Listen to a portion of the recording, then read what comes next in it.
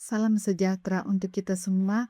Perkenalkan, nama saya Sandra Joyce Rose Kainde. Saya sebagai salah satu dosen tetap di program studi Pendidikan Ekonomi, Fakultas Keguruan dan Ilmu Pendidikan di Universitas Kelabat, Air Mandidi, Minahasa Utara, Sulawesi Utara. Pada kesempatan ini saya akan membawakan video pernyataan diri dosen dalam unjuk kerja Tridharma Perguruan Tinggi atau PDD UK TPT dalam bidang pengajaran akademik, prinsip-prinsip manajemen. Sebagai dosen program studi pendidikan ekonomi, tentunya memiliki kewajiban untuk melaksanakan Tridharma Perguruan Tinggi. Salah satu adalah pengajaran. Untuk itu saya akan memaparkan salah satu mata kuliah yang saya ampuh yang terdiri dari penjelasan mata kuliah, yaitu deskripsi mata kuliah, capaian pembelajaran mata kuliah atau CPMK, sub CPMK, dan materi pembelajaran. Yang kedua adalah model pembelajaran, yaitu model DIA. Model ini yang saya gunakan, D adalah delivery, I adalah interaction, E adalah assessment. Dan kemudian terakhir adalah cuplikan video pembelajaran. Untuk penjelasan mata kuliah, nama mata kuliah adalah prinsip-prinsip manajemen. Kemudian bobot adalah 3 SKS, kode mata kuliah adalah BSAD 220. Jenis mata kuliah adalah mata kuliah wajib dasar atau pengantar di rumpun ilmu ekonomi, bisnis, dan administrasi. Kemudian, untuk deskripsi mata kuliah ini membekali mahasiswa dengan pemahaman yang komprehensif tentang konsep-konsep dasar dari manajemen, fungsi-fungsi dan peran serta keterampilan dalam mengelola organisasi, dan bagaimana proses manajemen berlangsung, bagaimana manajemen membuat keputusan, mengantisipasi kendala dan tantangan termasuk perbedaan budaya dan keragaman dalam mengelola organisasi, serta menghadapi lingkungan global, inovasi dan perubahan yang terjadi di era modern. Untuk referensi adalah dari buku Manajemen, karangan Stephen Robbins dan Mary Coulter, dan juga yang kedua adalah buku Manajemen dari Don Hellriegel, Susan Jackson, John Slocum, dan untuk yang terakhir, yang ketiga adalah artikel-artikel dari jurnal-jurnal dan book chapter terkait materi, pembahasan, dan publikasi dosen. Capaian pembelajaran mata kuliah atau CPMK, yaitu yang pertama adalah memahami teori dan proses manajemen dalam organisasi. Yang kedua, mengetahui fungsi-fungsi, peran, dan keterampilan manajemen. Yang ketiga adalah memahami tantangan dan kendala dalam mengelola organisasi serta lingkungan yang dinamis. Untuk sub CPMK yang merupakan bagian dari CPMK, yang pertama, sub CPMK yang pertama adalah mahasiswa mampu memahami definisi manajer serta tahap perkembangan manajemen dari abad permulaan. Yang kedua, sub CPMK yang kedua, mahasiswa mampu mengaplikasikan cara bagaimana mengambil keputusan yang tepat di dalam organisasi. Yang ketiga, mahasiswa mampu mengerti bagaimana lingkungan eksternal dan budaya organisasi dapat mempengaruhi pengelolaan organisasi. Kemudian yang keempat, sub CPMK yang keempat adalah mahasiswa mampu memahami bagaimana manajer mengelola organisasi dalam lingkungan global. Kemudian sub CPMK yang kelima, mahasiswa mampu mengerti cara manajer mengelola keragaman dan memahami perbedaan latar belakang budaya. Yang keenam, sub CPMK yang keenam, mahasiswa mampu memahami bagaimana mengelola tanggung jawab sosial dan etika dalam organisasi. Kemudian sub CPMK yang ketujuh adalah mahasiswa mampu mengerti tentang perubahan dan inovasi sekarang ini. Sub CPMK yang kedelapan, mahasiswa mampu mengaplikasikan dalam membuat perencanaan aktivitas kerja. Yang kesembilan, mahasiswa mampu memahami cara menyiapkan strategi manajemen dalam organisasi. Dan yang ke-10, mahasiswa mampu mengerti bagaimana mengelola kewirausahaan. Selanjutnya, materi pembelajaran atau unit dan bab. Unit atau bab. Yang pertama, materi adalah managers and you in the workplace. Dan management history module. Yang kedua adalah making decision.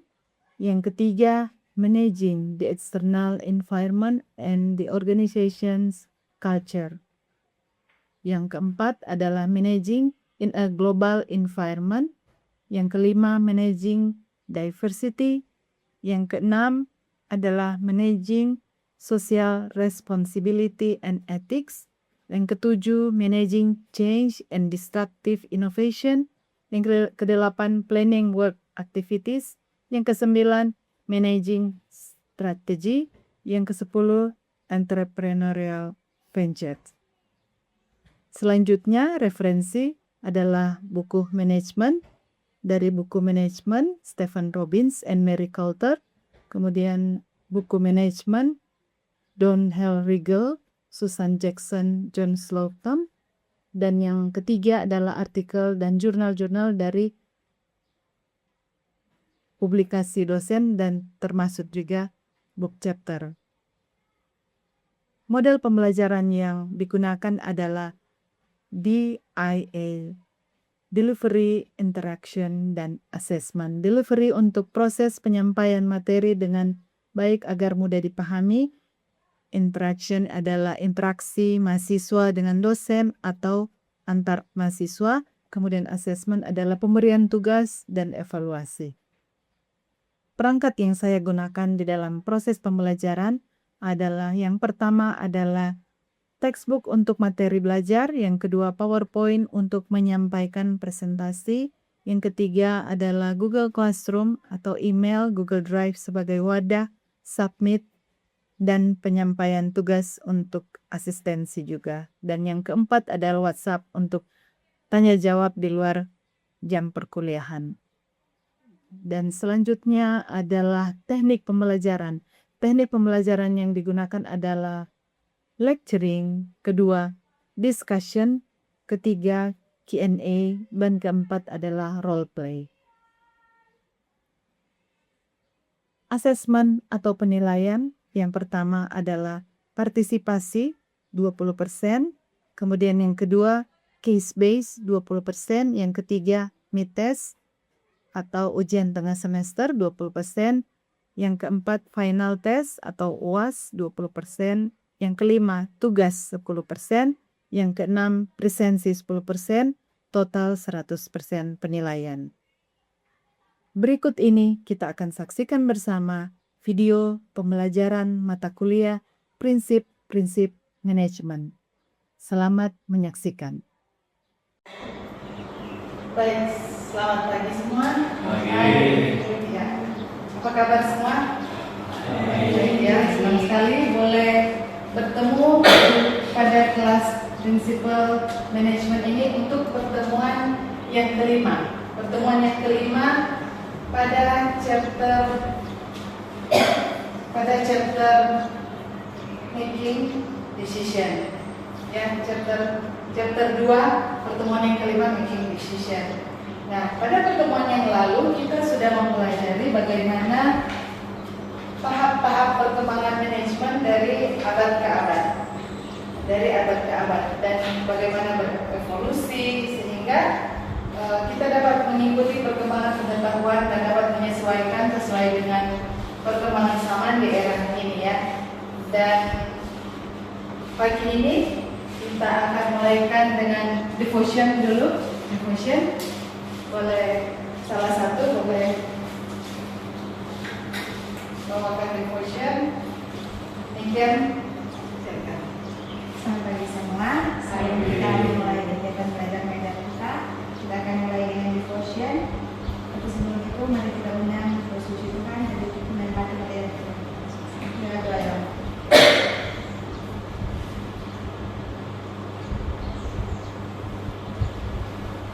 Ayat devotion kita pada saat ini terdapat dalam Amsal 3 ayat 5 dan 6. Percayalah kepada Tuhan dengan segenap hatimu dan janganlah bersandar kepada pengertianmu sendiri.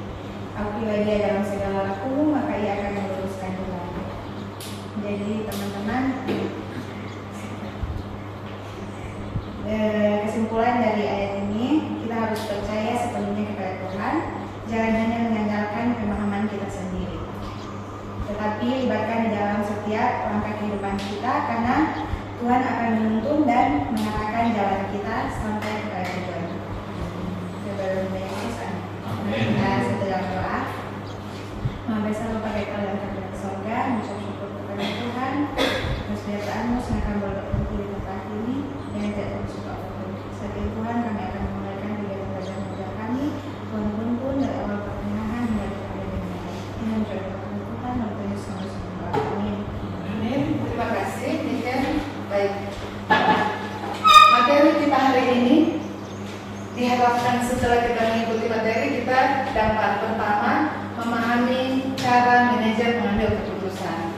Kedua, dapat memahami proses pengambilan keputusan. Itu ya yang 8 step. Kemudian yang ketiga, untuk mengetahui teknik pengambilan keputusan seperti apa yang efektif ya untuk hari ini. Lanjut. Pengambilan keputusan yang baik itu adalah skill. Nah, pertanyaan, apakah kita semua pernah mengambil keputusan penting dalam hidup kita? Ada ya? Pasti hari ini pasti ada yang kita putuskan. Oke, hari ini saya mau ini, besok saya mau ini. Kita harus ambil keputusan. Ada situasi yang kita tidak boleh tidak, ya, tidak boleh tidak. Nah, jadi pengambilan keputusan itu adalah skill. Ada skill dan perlu dilatih dan ditingkatkan. Selanjutnya, mari kita lihat ada 4 hal yang perlu kita ketahui dalam pengambilan keputusan ini. Kita lihat yang bold ini. Yang pertama, hal yang perlu kita ketahui adalah pengambilan keputusan itu harus prosesnya sesuai metode yang ada. Kedua apa? Boleh baca? Kedua, ketahui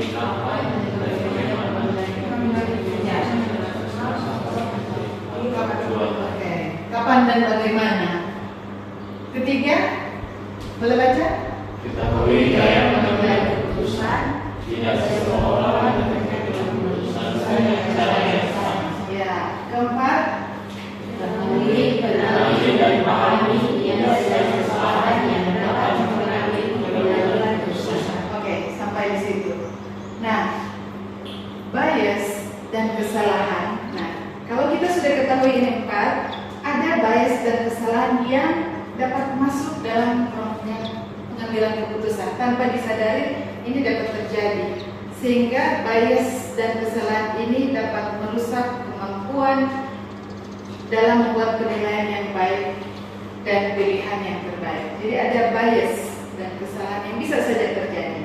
Nah, kita lanjut pada slide selanjutnya adalah bagaimana sebenarnya proses pengambilan keputusan. Jadi pengambilan keputusan ini merupakan esensi dari manajemen. Ini adalah esensi sarinya ya. Itu yang dilakukan manajer, dan semua manajer ingin membuat keputusan yang baik, ingin buat keputusan. Nah, pilihan keputusan adalah pilihan di antara berapa? Kalau buat keputusan berarti ada pilihan, ya, 2 atau lebih, 2 atau lebih. Nah, jadi bagaimana sebenarnya proses pengambilan keputusan? Nah, untuk tahap ini saya sudah membagikan lembaran-lembaran di tangan Anda, dan asumsikan bahwa kita ini adalah manajer ya. Asumsikan kita ini adalah manajer. Ada manajer ini Prima, ada manajer Pinka, ada manajer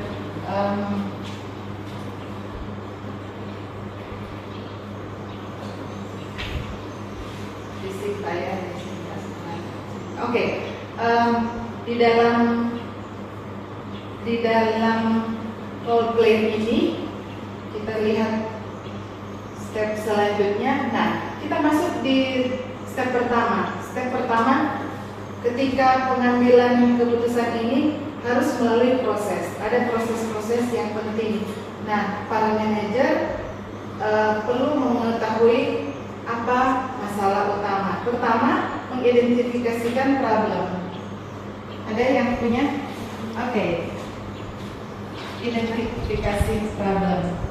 Apakah di dalam kehidupan kita ada masalah? Apakah ada masalah? Nah, step pertama ini untuk mengidentifikasikan masalah. Di dalam materi ini diasumsikan seorang manajer, Amanda namanya, di McD. Dia ingin menangani suatu masalah. Nah, jadi di dalam permasalahannya, stafnya ini membutuhkan device, membutuhkan alat untuk melakukan pekerjaannya, untuk meningkatkan pekerjaannya.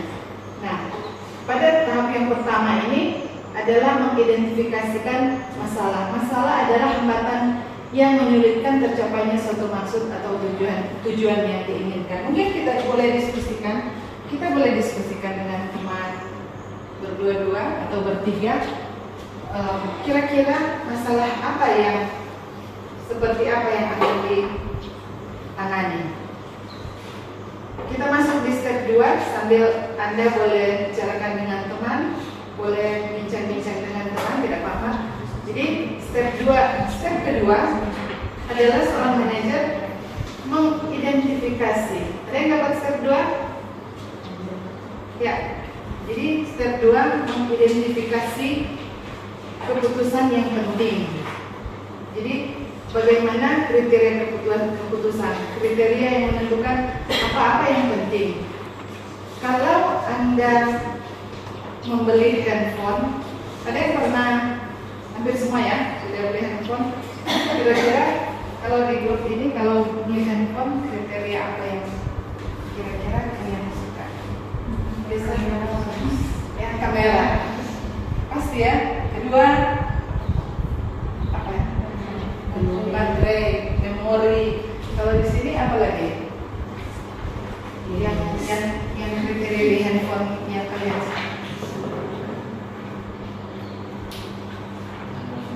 tadi durasi, ya. Bisa kalau suka. Di sini suka apa?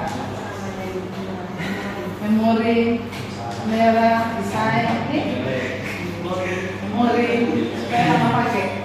Ya, ada lagi seperti itu. Jadi mengambil keputusan sama ya. Kalau di perusahaan seperti itu. Kalau kita juga kalau yang lain juga mau beli laptop, mau beli tas, bahkan sampai barang-barang pribadi kita pasti ada kriteria. Nah, step 3 ini seperti apa?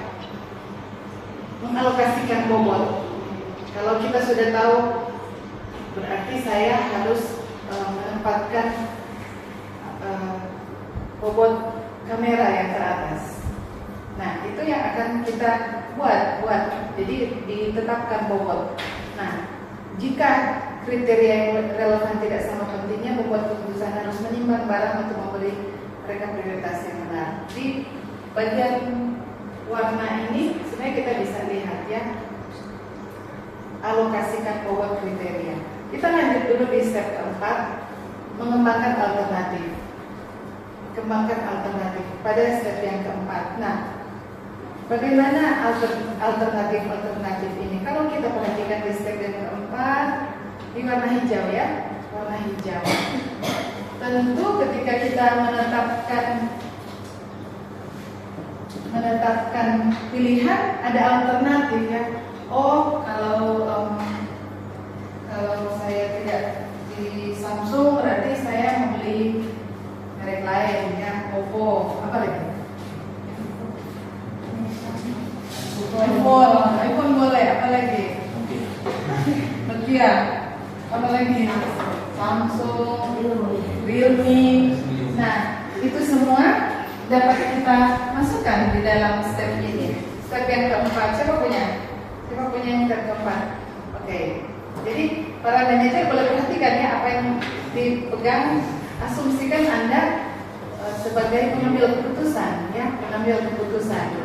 Slide selanjutnya, alternatif step 5, menganalisa. Analisa semua alternatif yang tadi sudah disebutkan satu persatu. Mana yang paling tepat dengan kebutuhan saya, kebutuhan karyawan Anda, kebutuhan karyawan Anda. Jadi analisa semua alternatif itu. Bagaimana menggunakan kriteria-kriteria ini pada tahap ini. Nah, setelah itu kita lanjut di memilih. Kalau sudah selesai analisa, kita harus pilih. Kan kita harus pilih. Jadi setelah dianalisa, apa yang akan diambil? Nah, step 6, siapa yang ada? Oke, step 6. Sebentar kita akan simulasikan tahap-tahap. Boleh berdiri di depan pada bagian akhir kelas. Nah, pada tahap yang ketujuh, jadi menerapkan alternatif. Ketika alternatif itu kita sudah pilih, kita terapkan, ya, diterapkan dalam proses pengambilan keputusan, menerapkan keputusan ke dalam tindakan dengan menyampaikan kepada mereka yang terkait atau mendapatkan komitmen. Nah, pada tahap terakhir ini adalah mengevaluasi keputusan yang efektif. Di mana-mana kalau kita melakukan kerjaan atau kita memulai sesuatu, kita harus melakukan tahap evaluasi. Segala sesuatu itu dapat, apa yang kita buat bisa tidak ada hasil, bisa tidak ada kemajuan kalau kita tidak melakukan tahap evaluasi. Evaluasi adalah penting. Apakah efektif keputusan yang kita ambil? Nah, langkah terakhir ini pengambilan keputusan melibatkan evaluasi atau hasil keputusan untuk melihat apakah masalah itu selesai. Kadang-kadang di akhir nanti tetap ada masalah tidak selesai. Ya, bisa saja ya. Sampai di tahap ini ada pertanyaan? Ya, memang silakan. Ya, kesempatan. Saya ingin bertanya di slide 8, yaitu evaluasi decision effectiveness, yaitu mengevaluasi efektivitas keputusan.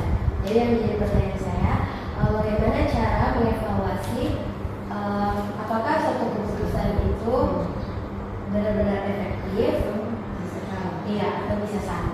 Oke, thank you. Terima kasih. Keputusan apakah benar-benar efektif atau bisa saja salah. Nah, pada tahap ini, jadi ketika tahap-tahap itu dilaksanakan, pasti ada bagian-bagian yang harus kita analisa dengan baik, ya. Nah, bisa saja pertanyaan tadi, apakah bisa terjadi kesalahan? Apakah dapat terjadi kesalahan? Ya? Apakah kesalahan bisa terjadi? Anda bisa diskusikan, silakan diskusikan. Apakah kesalahan itu bisa terjadi pada tahap mana cenderung? Menurut Anda, pada tahap mana masalah itu dapat terjadi? Apakah tahap identifikasi masalah atau tahap memilih alternatif? Kira-kira menurut para manajer hari ini, pada tahap mana kemungkinan itu terjadi? Ada yang boleh kasih ide? Pada tahap mana? Identifikasi masalah bisa ya. Tahap kedua bisa salah. Menentukan alternatif juga bisa salah kan? Oh, tak begitu. Tahap selanjutnya bisa ya, di semua level itu bisa ya, ada kemungkinan. Nah, jadi kita lihat untuk menjawab pertanyaan tadi, mari kita lihat slide selanjutnya tentang yang tadi, bias dan error. Bias dan error. Jadi ketika manajer itu membuat keputusan, mereka menggunakan aturan yang praktis atau heuristik untuk mengambil keputusan. Namun ini bisa saja aturan praktis ini dapat berguna karena membantu memahami memahami informasi yang kompleks, tidak pasti dan ambigu.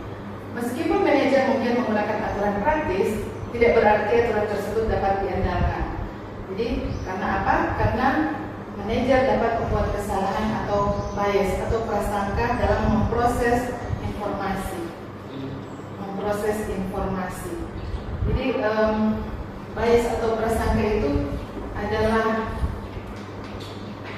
biasanya dari sudut pandang manajer itu dapat berbeda ya. Dia salah menilai, salah berprasangka dan menyebabkan pengambilan keputusan itu salah. Kadang-kadang kita seperti itu ya, selalu mengikuti emosi, terlalu mengikuti apa kata orang, atau terlalu mengikuti tren, padahal sudah tidak sesuai dengan kenyataan. Oke. Nah, pengambilan keputusan saat ini yang efektivitas pengambilan keputusan saat ini. Mari kita baca sama-sama. Pedoman pengambilan keputusan yang efektif. Pertama, memahami perbedaan budaya. kedua, Selesaikan perbedaan keputusan yang baik. ketiga, Melakukan perasaan yang berdiri. keempat, Melakukan proses pengambilan keputusan yang efektif. kelima. Kembangkan dan membuat beban berpikir bisnis serta membuat tindakan yang baik. Oke, thank you. Terima kasih. Jadi pada akhir dari materi ini saya ingin tahu apakah kita semua memahami seberapa dalam kita memahami proses. Boleh di depan sini kalian boleh diskusikan sambil lihat mana urutannya. Jadi mana urutannya sebenarnya? Jadi pengambilan proses itu keputusan seperti apa? Boleh berdiri yang 1 sampai ke 8. Mudah-mudahan kalian boleh dipahami sesuai yang sudah dibagikan, sudah dimaterikan. Ada? Ya, mari. Yang lain boleh tetap. Oh ya, boleh berdua. Boleh lihat, saya lihat urutannya apakah sudah benar? Apakah sudah benar? Apakah sudah benar? Dari tahap pertama mengidentifikasi. Boleh sambil diskusikan? Boleh sambil diskusikan benar atau salah? Identify, problem, decision criteria, alokasi, kemungkinan alternatif, analisa, selecting. Ya, habis analisa pilih ya, alternatif lalu implementasi, evaluasi. Oke, ini sudah benar? Sudah ya? Oke, thank you. Terima kasih. Boleh dikumpul di sini? Iya. Thank you. Tepuk tangan dulu. Silakan duduk. Oke, jadi demikian materi cerita hari ini. Untuk penutup, sebagai penutup, tugas akan diberikan sebagai tugas, yaitu bagaimana Anda boleh mencari masalah penting apa yang boleh ditangani sesuai dengan step-step tadi, kemudian masukkan step-step pengambilan keputusan seperti tadi. Kemudian materi untuk next meeting akan kita diskusikan secara detail bias and error. Kelas kita sampai di sini. Yang 5 boleh tolong berdoa, boleh di depan. Ya. Doa tutup untuk kelas hari ini. Baik teman-teman, mari kita kembali berdoa.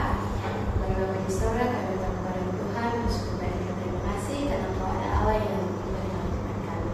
Pada surga tadi kami telah belajar decision making, bagaimana cara mengambil keputusan, dan memberkati materi ini agar tidak melulu itu saja, menjadi kami ingat dan menjadi bekal bagi masa depan kami. Berkat tunjuk dan keluarga, berikan tidak ada berikan berkat dari surga seperti menjadi mereka. Ini adalah doa kami Tuhan, dan Yesus kami